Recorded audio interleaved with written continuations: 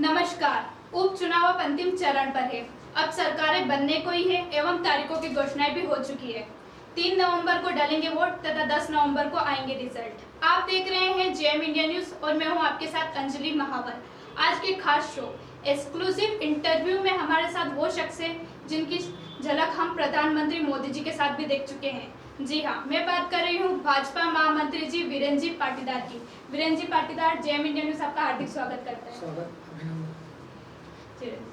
मेरा आपसे पहला क्वेश्चन ये है कि जब भी कोई नेता इंटरव्यू में देखे जाते हैं तो व्हाइट पोशाक पहनना ज़्यादा पसंद करते हैं और आप भी कई बार व्हाइट पोशाक में देखे जा चुके हैं। तो आज आप कुछ सिंपल होके आए हैं, तो इसका कोई खास वजह? नहीं, ऐसा कुछ नहीं है। मैं किसान हूँ, छोटा सा किसान हूँ। कभी कभी पार्टी की बड़ी बैठकों में कुर्ता पजामा पहनते, बाकी तो सामान्य में मैं बैठकों वगैरह में ऐसे ही रहता हूँ। ये मेरा नेचर है, दिखावे की राजनीति करता नहीं। तो वीरेंद्र जी बताइए कि आपकी भाजपा में एंट्री कैसे हुई और आपने कार्य करने के लिए भाजपा ही पार्टी क्यों चुनी? वैसे तो मैं ग्रेजुएशन करने के बाद आर्मी ज्वाइन करना चाहता था। मतलब बेस्ट कैडेट रहा हूँ ऑल इंडिया लेवल पे। तो कहीं ना कहीं एक देश के प्रति जो रुझान था, और रुझान में जब ऐसा लगा कि कौन इस देश के लिए या देश की बात करने वाला व्यक्ति है, तो फिर मेरे को लगा कि भारतीय जनता पार्टी में जो है वो कम से कम इस देश के समर्पण भाव से काम करने वाली पार्टी है। तो इसमें मेरा विचार रहा और मैंने ज्वाइन किया। तो अगला सवाल मेरा आपसे उपचुनाव पर होगा। जब 10 तारीख को उपचुनाव के रिजल्ट आ रहे हैं, तो क्या भाजपा सरकार सत्ता में रहने वाली है या फिर कमलनाथ जी की फिर से एंट्री हो सकती है? नहीं, भारतीय जनता पार्टी की सरकार तो यथावत रहेगी, क्योंकि जो 15 महीने के जो कार्यकाल रहा है कमलनाथ जी का, और कमलनाथ जी की जो विचारधारा है, वो विचारधारा एक आम आदमी के लिए ठीक नहीं है। वो गरीब हो या अति पिछड़ा व्यक्ति हो, आदिवासी हो, उनके लिए कुछ भी नहीं कर पाए। मैं आपको कुछ योजनाओं के बारे में बताता हूँ कि जैसे संबल योजना थी, जिसमें एक गरीब व्यक्ति जो 60 साल की उम्र का एक मजदूर है, वो अगर काम करते हुए कहीं उसकी आकस्मिक मृत्यु हो जाती है, वो संबल योजना बंद कर दी। मैंने बहुत सारे गाँव में ऐसी परिस्थितियाँ देखी है कि जहाँ पर एक गरीब आदमी मरता है तो उसके अंत्येष्टि के पैसे नहीं रहते, तो गांव के लोग लकड़ी इकट्ठा करके और उसका अंतिम संस्कार करते, उसको 5,000 रुपये मिलते, तो वो बंद कर दी। ऐसी बहुत सारी योजना है जो जन कल्याणकारी योजना थी, उन्होंने बंद कर दी। तो कोई नहीं चाहेगा, या जनता चाहती नहीं है। कमलनाथ जी भी कोई पूरा बहुमत लेके सरकार में नहीं बैठे थे, वो भी है जो 4 निर्दलीय और बहुजन समाज पार्टी और समाजवादी पार्टी से समर्थन लेके बैठे थे, तो उनको भी कोई बहुमत नहीं था, फिर भी चला रहे थे सरकार। तो जनता ने देखा और उनके विधायक जो परेशान हुए, उनके विधायक भी इस तरह से प्रताड़ित हो गए थे कि वहाँ सुनने वाला कोई नहीं था। तो उन्होंने कहा कि जो अभी जो हरदीप जी डंग लड़ रहे हैं चुनाव, उनको ये बोलते थे, हमको 2 मिनट रोकते थे, बोले चलो चलो। तो जब विधायक की नहीं सुनी गई, तो ऐसे में अगर वो विधायक इधर आकर और भारतीय जनता पार्टी की जो रीति नीति से प्रभावित होकर उन्होंने भारतीय जनता पार्टी ज्वाइन की है, ज्योतिराज सिंधिया जी ने अगर ज्वाइन की है, तो बहुत बड़ी बात है। और ज्योतिराज सिंधिया जी तो मैं तो कहता था, मैं तो उनसे हमारे नंद किशोर जी पटेल साहब का एक वाकया याद आया कि वो बहुत अच्छे इंसान है, परंतु एक रोज मैंने उनसे मजाक में बोल दिया, मैंने कहा पटेल साहब आप इंसान अच्छे हो, अगर है जो आप भारतीय जनता पार्टी में होते तो कभी चुनाव नहीं आते। तो अच्छे लोग कांग्रेस में हैं और उनका स्वागत भारतीय जनता पार्टी करती है। हाँ, पर आपको ऐसा नहीं लगता है कि कमलनाथ सरकार अच्छे से संभाल सकती है? नहीं, कमलनाथ जी सरकार इसलिए नहीं संभाल पाई कि किसानों के साथ उन्होंने वादा किया था कि हम 2 लाख तक के कर्ज माफी करेंगे।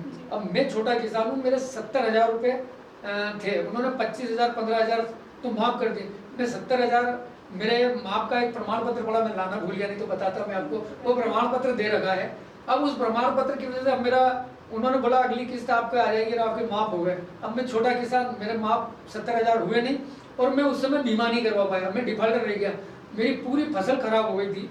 मेरा मतलब मुश्किल से हम जितना बीज लगाया था उतना ही पिछली बार पानी बहुत किस्त नहीं आई, फिर नहीं डिफॉल्टर हो गया, तो हमारा बीमा ही नहीं हुआ, तो नहीं मिला।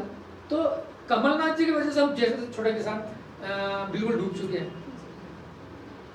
अशोकनगर विधानसभा में कमलनाथ जी की एक सभा हुई, जिसका एक क्लिप बहुत ही वायरल हो रहा है, जिसे आप ये देखिए स्क्रीन पर।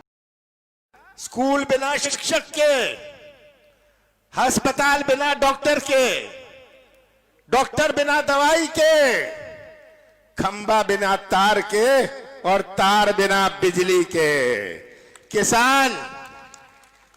किसान बिना दाम के, नौजवान बिना काम के। इसीलिए तो फैसला किया कि शिवराज जी आप किस काम के।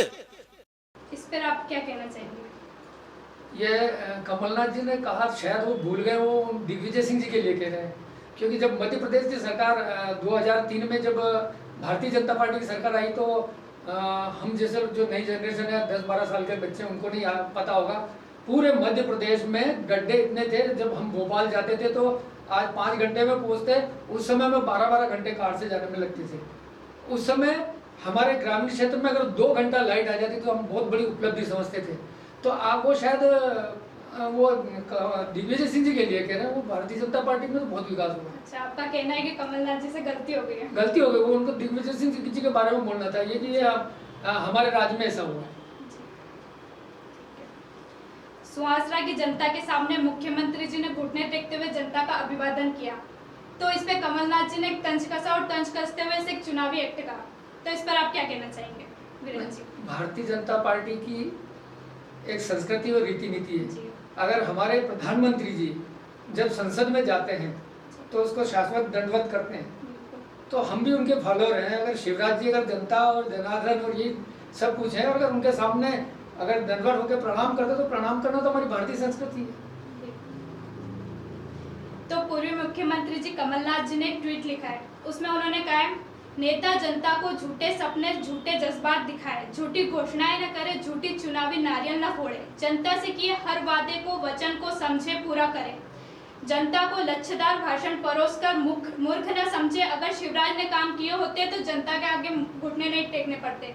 इस ट्वीट पर आप क्या कहना चाहेंगे? नहीं, ये ट्वीट में तो कुछ भी लिख दें, पर हमारी जो मैंने बताया कि हमारी संस्कृति है, हमारी सभ्यता है। अगर हम किसी से भी हाय टाटा और ऐसे नहीं करते, हम जय श्री राम या प्रणाम करके ही सभी को वंदन करते हैं। और जनता तो फिर जनता है, जनता को चुनने का अधिकार रहता है। तो जनता के सामने अगर दंडवत होते तो मैं तो कह रहा हूँ जनता भगवान का रूप है, तो भगवान के सामने तो दंडवत होना ही चाहिए। दंडवत हुए वो सब ठीक है, हम बात कर रहे हैं ट्वीट के बारे में। हाँ, तो ये गलत है ना, कुछ भी लिखो ट्वीट में, क्या है, जो बोलना है बोल दिया कि घुटने पे ला दिया और वो ला दिया, इससे कुछ नहीं होता है। ये हमारी सभ्यता है, हमारी संस्कृति है, हम नमन करते हैं सभी को। शिवराज सरकार में बिजली के बिल बहुत महंगे आए, किसी का 20,000 है तो किसी का 1 लाख भी है। अब शिवराज सरकार ने बिल की माफी तो कर दी, पर तब तक कई लोगों ने बिल भर दिए, तो अब उनके पैसे वापस आएंगे? नहीं, 20,000 का तो ये कहीं टेक्निकल, मैंने तो 2-3 बिल में टेक्निकल कहीं ना कहीं हो जाती है। अभी जस्ट जमा करा के आ रहा हूँ, मेरे घर का बिल 153 रुपये का आया। तो सरकार को सब लाभ मिल रहा है। अगर कहीं एक त्रुटि हो जाती कहीं डिपार्टमेंट के लिए तो ये चलता है, और हमारे पास बहुत सारे ऐसे प्रकरण आते हैं कार्यकर्ताओं के, हम ठीक करवा देते तो होता है। तो जिन्होंने बिल भर दिए फिर उनके पैसे मतलब वापस आएंगे या फिर नहीं? वो तो फिर आगे वो जहाँ डिपार्टमेंट में जाके मान लो किसी ने गलती से भर भी दिया है तो उसमें फिर वो मर्ज करते हैं अगले बिल में, ऐसा कुछ रहता है, वो करता है, नियम से करते हैं। अच्छा, तो जिन्होंने मतलब बिल भर दिया उनको मतलब कुछ नुकसान नहीं है? नहीं, जैसे मान लो किसी ने भरा है और त्रुटिवश, जैसे त्रुटिवश बहुत सारे प्रिंट गलत हो जाता है, बिल गलत हो जाता है, किसी का मीटर जला हुआ है, बहुत सारों का ऐसा आता है कि जैसे मैं उसका बिल 500 का आया था और अब इस बार 2,000 का आ गया, तो हम त्रुटिवश को ठीक करवाते तो हो जाता है। वो नहीं भरता, अगर भर देता है तो उसको उसके लिए उस डिपार्टमेंट में बोलना चाहिए कि मेरा इतना पुराने बिल थे, और उसके जाके लिए अगर वो प्रक्रिया में जाता है तो बराबर वो आगे कवर करते हैं। अब मेरा अगला सवाल आपसे ये हो गया, जब ज्योतिराज सिंधिया ने भाजपा का हाथ थामा, कांग्रेस पार्टी का हाथ छोड़ता है, तो क्या भाजपा मजबूत हो गई या फिर उनका पार्टी में आना कई नेताओं को खटक सा रहा है? बताया। भारतीय जनता पार्टी जो बहुत बड़ी पार्टी है, और हम जो भी हमारे साथ आता है तो वो हमारी विचारधारा को ग्रहण करके आते हैं। और ज्योतिराज जी सिंधिया जो है एक देश का भविष्य है, और उनकी जो ऊर्जा है वो भारतीय जनता पार्टी बिल्कुल उनका सम्मान होगा, क्योंकि इस देश को आने वाले समय में ऐसे ऊर्जावान लोगों की जरूरत है। कांग्रेस ने उनका सिर्फ जहाँ जहाँ चुनाव लड़ना था उनका उपयोग किया और उसके बाद उनको शून्य में डाल दिया।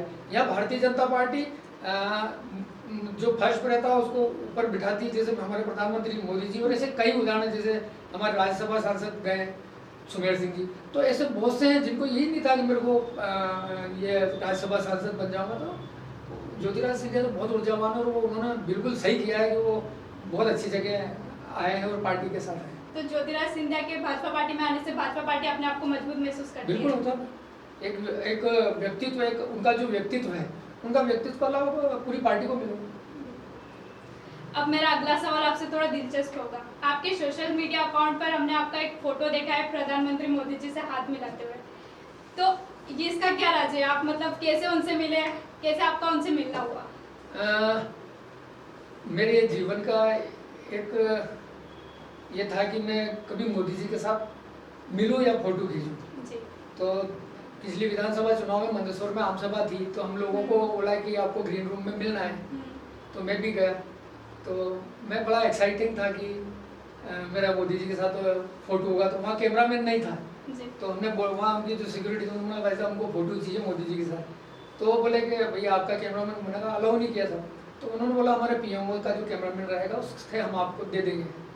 पर उस रोज जब फोटो खींचा और सक्सेस से मिला हूँ, जी। तो मैं धन्य हो गया।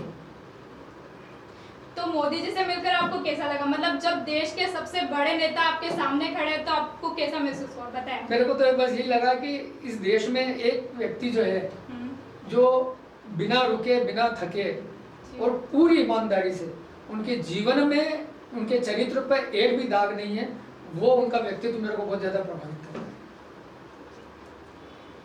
अगर आपको भाजपा में कोई पद मिलता है, तो आप किस पद पर कार्य करना पसंद करेंगे? मतलब आपको चुनने का अधिकार होगा कुछ आपकी मर्जी से। जैसे मैं युवा मोर्चे का अध्यक्ष रहा हूँ, मंडल अध्यक्ष रहा हूँ, किसान मोर्चे में काम किया है, किसान संघ में काम किया है, और अभी भारतीय जनता पार्टी का जिला महामंत्री हूँ। पार्टी ने जब भी मेरे को दायित्व दिया, काम किया, अगर मैं पद भी ना रहा तो भी ये जो हमारा समर्पण रहता पार्टी के लिए, हम काम करते हैं।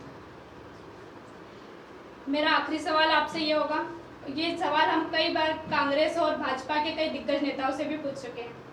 नीमच में लॉकडाउन में कई दिल दहलाने वाली घटनाएं हुई है, उसमें से एक गोलीकांड। उस पीड़ित परिवार को अभी तक कोई इंसाफ नहीं मिला है, तो इस पर आप क्या कहना चाहेंगे?